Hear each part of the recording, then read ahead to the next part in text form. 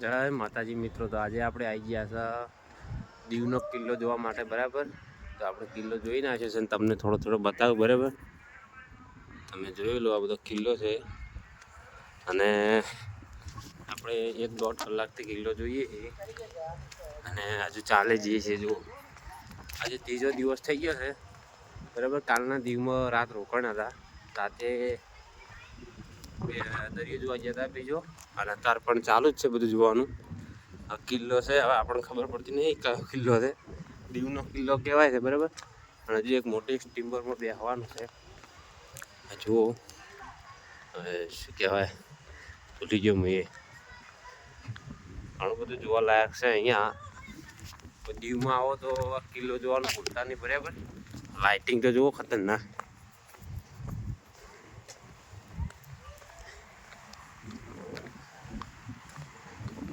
અને જો કોઈને ચાલતું ના જવું તો આવી ગાડીમાં આવતું રહેવાનું, બરાબર. આ રિક્ષામાં જો બૂમ પડાયેલી છે, બરાબર. આપણે ચાલતા જ ફરીએ છીએ, કારણ કે ચાલતા ફરો અમે જોવાની વધારે મજા આવે, બરાબર.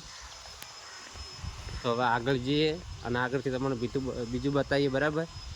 તો વિડીયો લાઈક કરી દેજો. જય બાબાજી.